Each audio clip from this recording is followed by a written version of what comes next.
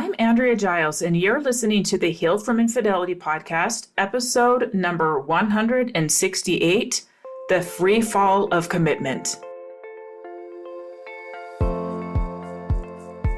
Hello, and welcome to the Heal from Infidelity podcast, where courageous women learn not only to heal from their spouse's betrayal, but to become the boldest, truest, most decisive, and confident versions of themselves ever. If you know there's more for you than the life you're currently living, but don't quite know how to get there, you are in the right place. Stick around to learn how to create a life that will knock your own socks off. Is it possible? It is, and I'm here to show you how. I'm your host, Andrea Giles. Are you ready? Let's dive in. Hello, everybody. Welcome back to another episode. I'm so glad to have you here today. We are going to be talking about commitment and how terrifying it can be today. I'll tell you a little bit about why I decided to do this episode and what you can do to help yourself as you navigate your own commitment, as you navigate the things that you are straddling, that you're having a hard time deciding on. Before I dive into it, I want to remind you of a couple of things. One, pricing for my group program, Get Your Life Back After Infidelity, goes up January 1st.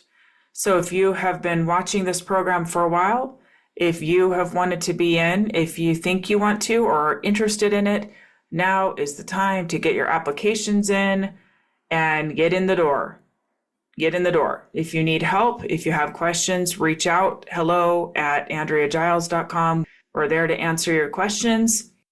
The next thing I want to make sure you know is that January 9th, I am hosting a workshop. It's going to be all morning. We will be going in depth about the decision to stay or go. It's a low-cost workshop. You can find the notes in my show notes.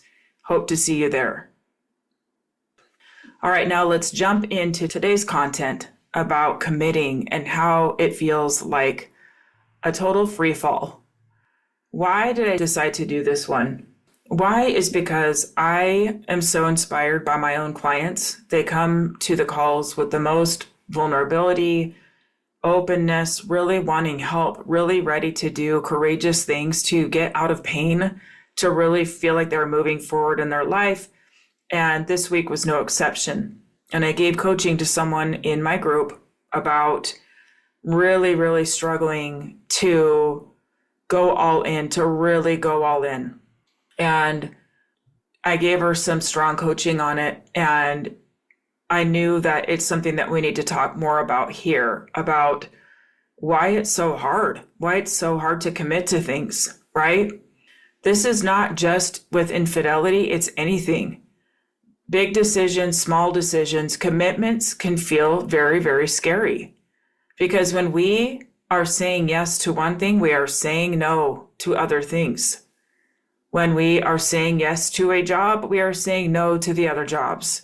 When we are saying yes to a partner, we are saying no to other partners. When we are saying yes to having another child or not having another child or not having children at all, we are saying no to all the other things that we are releasing.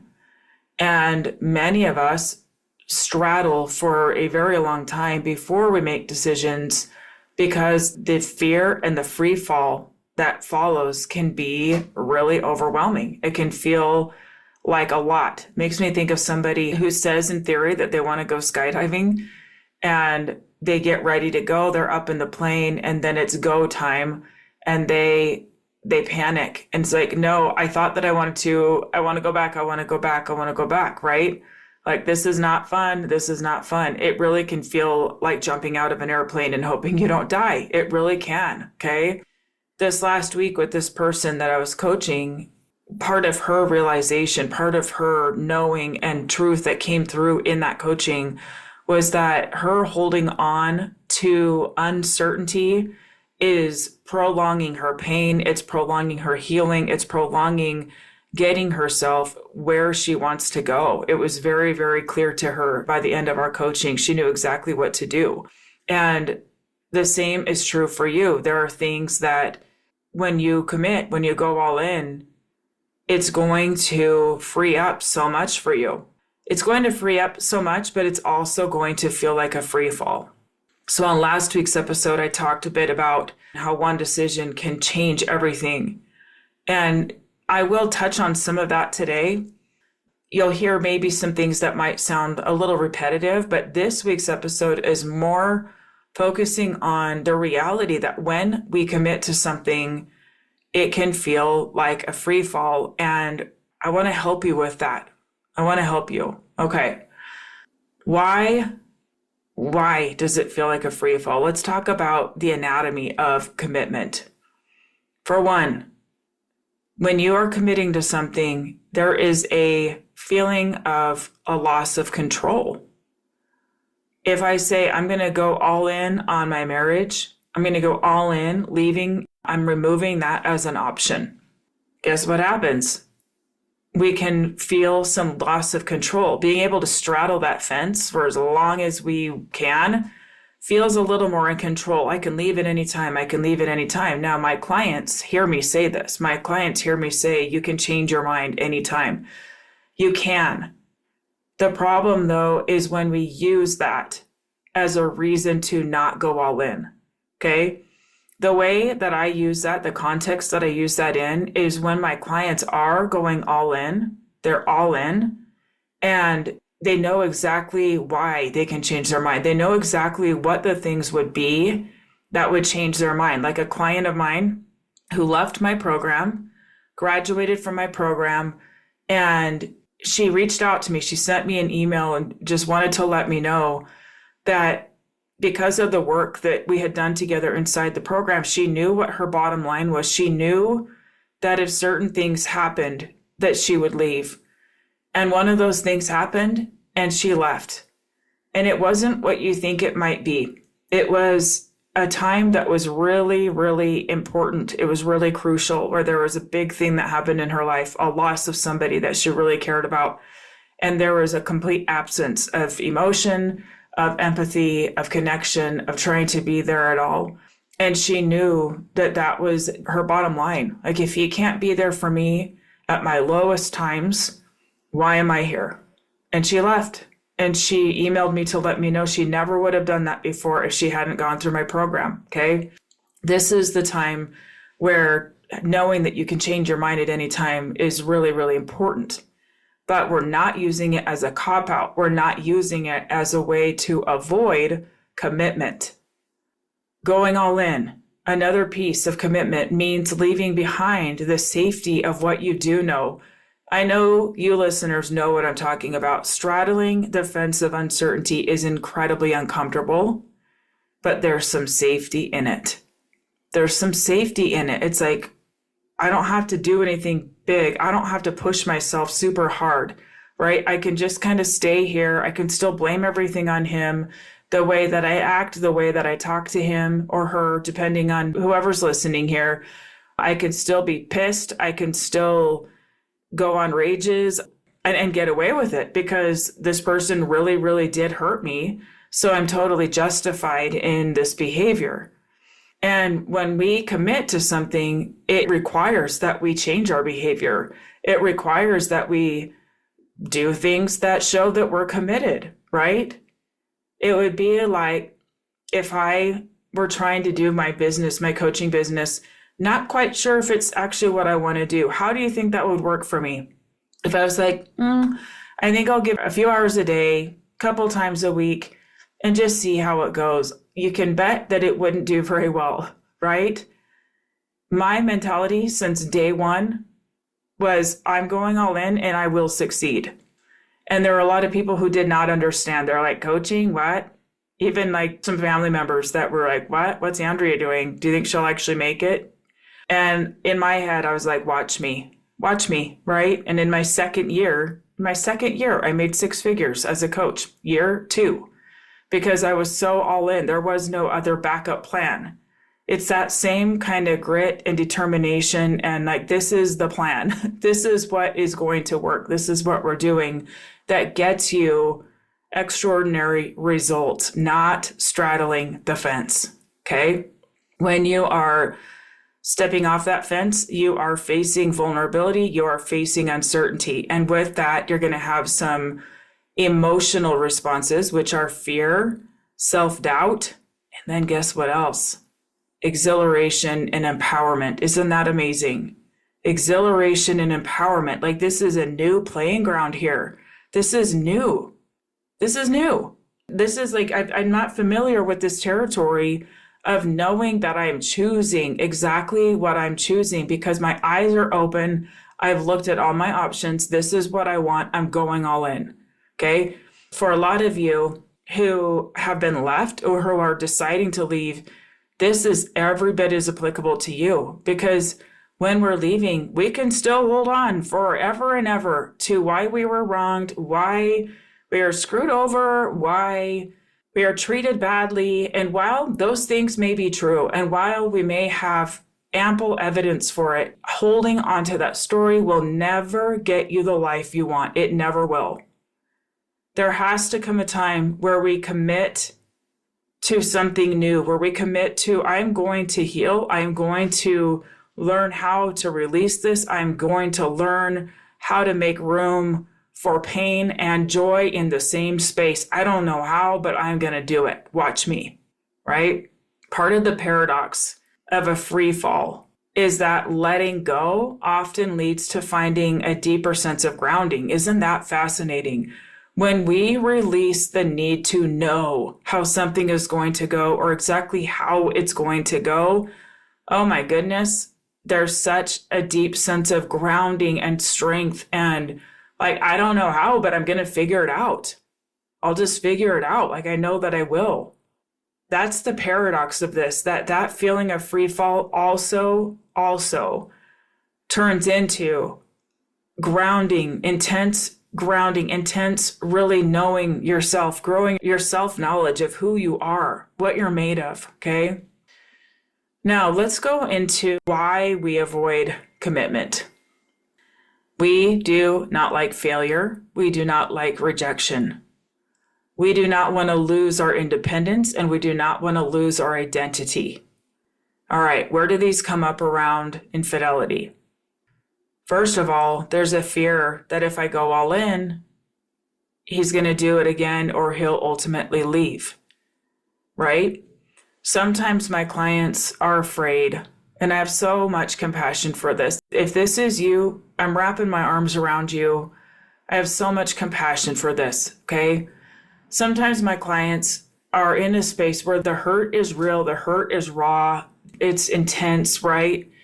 And they want to go all in, but they're afraid that going all in means they can't ever share hurt again, that they have to kind of tuck it away, that they have to like turn over a new leaf and now we're happy and we're good and we're moving forward so I can never bring it up again. And if I do bring it up again, how much can he take before he rejects me? What a scary space to live, right? And while that fear can feel really real, part of the going all in on something, part of committing to something is actually acknowledging, yeah, that could happen. That could happen. And the only way I can commit here, honestly, is knowing that sometimes feelings are going to come up and I am allowed to express them. And for those of you who are on the fence of making these decisions of staying or going, you need to know if this is somebody that you can express things with, right? That's part of making that decision, is knowing, is this person remorseful? Is this person safe? All of that, right? An area that can become a very common place to turn back, to look back, is if you listening have decided to leave, and if you're constantly wondering if you made the right decision. I remember back when I made this decision, and it always makes me think this time of year. My divorce finalized December 12th, 11 years ago. And I remember going to the courtroom that day and he didn't show up. And I remember the judge banging that gavel and I was divorced. Just like that, I was divorced, and I went out to the car and cried and cried and cried. I couldn't believe that this was my life. I couldn't believe it was real. And yet I knew that it needed to happen.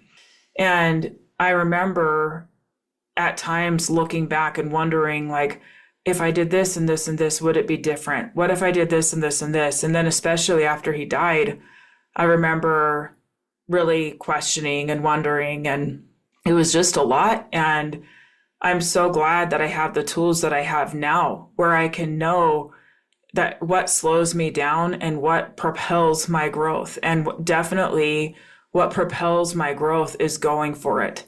What propels my growth is saying, yes, like I'm all in, I'm going. And this expression, burn the boats, comes from a Spanish conquistador, Hernan Cortez, who ordered his men to burn their ships in 1519 after landing in Mexico. And basically, Cortez wanted to motivate his men to succeed in the new land and eliminate the option of a hasty retreat. So his men were left with no choice but to fight or die, which motivated them to the success of his mission. So you've probably heard the expression, burn the boats or burn the ships. It's either way. But the point is that when we leave no other option, we have to dig deep. We have to find solutions. We have to figure it out, right? And when we are straddling, when we keep looking back, we aren't figuring out. We are not getting scrappy. We are not digging deep. We are looking for all the justification of why we are straddling. And there's all kinds of justification there. We can find all kinds of validation. We can find all the things we want. But at some point, if we really want the result of peace, of healing, of truly letting infidelity be one part of our life that was a part of our life, that is not the sum of your life. It is a part of your life. It is part of a chapter in your life. When we decide that we are going to let it be a chapter and not the whole book, we got to commit to that. Okay. And that means getting scrappy and figuring it out. So I'll take you to another example, which is my current marriage. When we got married and stepped in, there was a time where it was just really, really challenging. You guys have heard me talk about this before. There have been a couple of times that have been really challenging. And both of those times, it's like I either am going to leave or I got to figure this out. And both times I decided I'm staying. Like there's so much good here. I love this man so much. We have so much good going for us. There's so many things here that are so good. So I guess we get scrappy and figure it out, don't we? And that's what we've done. It's really remarkable. It's really remarkable to see my own growth in going, I don't know how, but I know that I'll figure it out. And that has kind of become a mantra that I live by in my business, in my family, with my children, with my marriage, all the things that come up is I don't know how this is going to go. I don't know exactly the solution or what it's going to look like, but I know that I'm all in and I will figure it out. Okay. Staying on that edge is slowing down your own progress of figuring it out, how to make things work. Part of the biggest dilemma that I see my clients face, especially those who are trying to stay, who want to stay, is they don't understand how they can live with the choice that their spouse made and be happy with them ever again. And they feel like they're in this impossible situation where they know that they love their spouse. They know that there's a lot of good things there, but it feels impossible because of the mistakes that their spouse made. Like, how can I ever live with this? How can I ever be okay with this? And what I'm saying to you, and please hear me, is when you get to the place where you have made a decision, there is a way. There is a way. There's a way to have everything coexist where you can not like the choices that your spouse made and be delightfully happy in your marriage. How can that be? I know, right? But I promise you that is available to you. That you can hold in one hand, this is the thing my spouse did that really hurt me to my core, and I'm so glad that I stayed.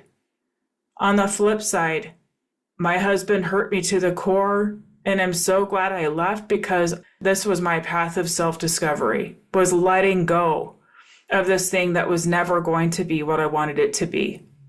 And then on the other side of being out of it, learning to let go of all the pain of it, to be free, to move forward into new relationships, to be free, not bringing them with you. And I will say to those of you listening who are dating, who are starting fresh, a lot of the things that need to be seen, to be healed, happen in your new relationship. I'm really sorry to say that, but it's true. It's often in your new relationships that the wounds are exposed that need work now. Okay. You can get really, really far on your own, but there's some things that will appear after you're dating, after you're in a relationship. Now, one more thing. You are not going to figure out all the how. How does it work? How? What's it going to look like? What if this? What if that? You're not going to figure that out from the sidelines. You won't. It will not happen. We can have a great plan. We can think it should look a certain way and wait until we have all the strategy and everything in place before we make a move. And I'm telling you, it never quite goes the way we think it will. And even if we tried, we can't possibly know. We can't possibly know all the ways that it's going to come together. We just can't. We can't.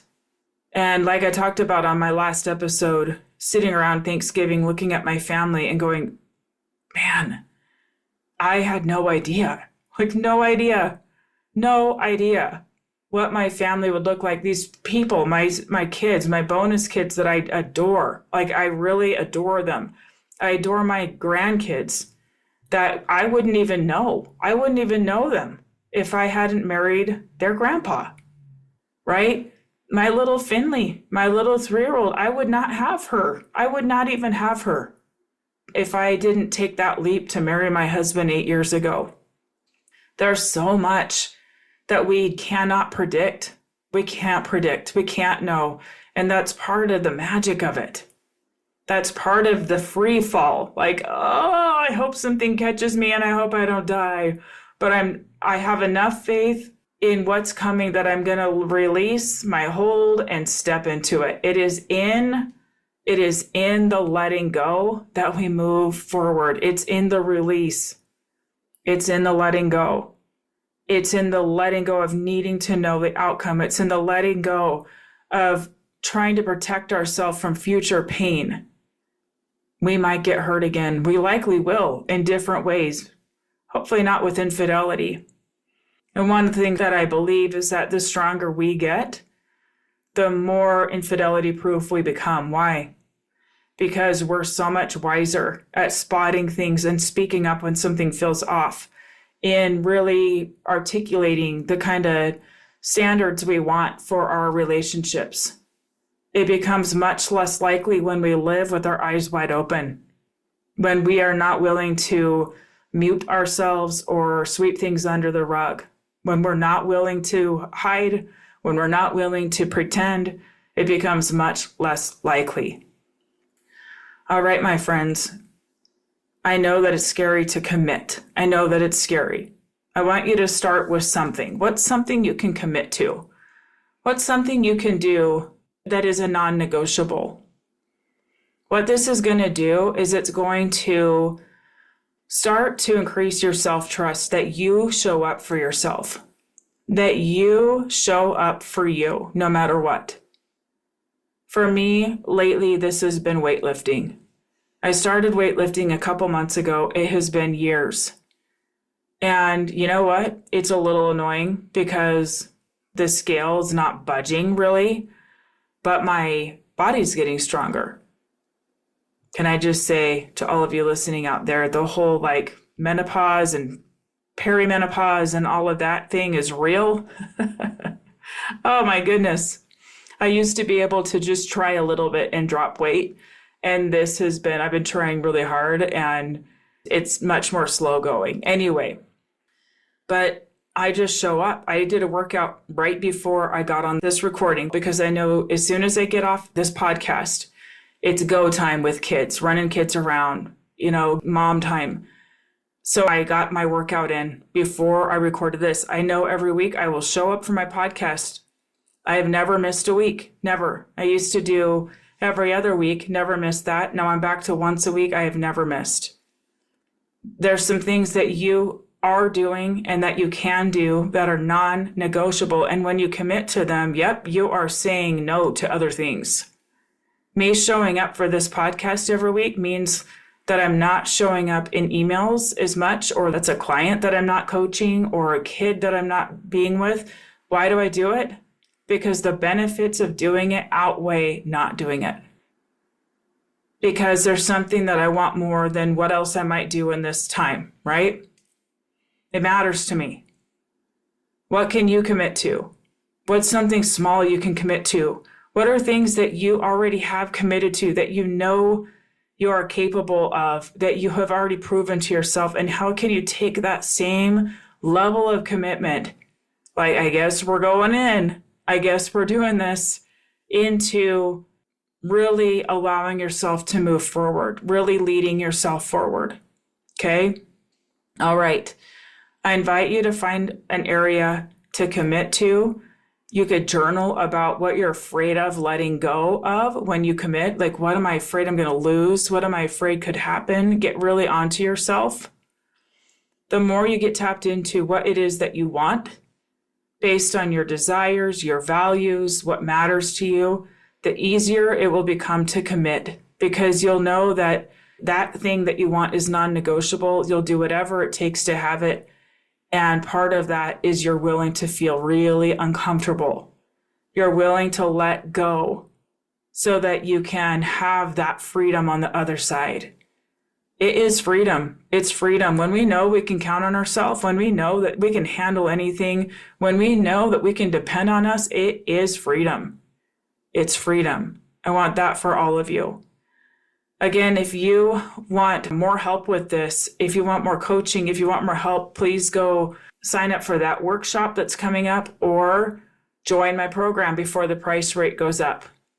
I've kept it the same price for quite some time now. It's time. We're adding some more juicy things to it. It's always getting better. You can join now and take advantage of those things. And I can't wait to see you inside. Get your applications in. All right. Take care, my friends. We'll see you next time. All right. Bye-bye.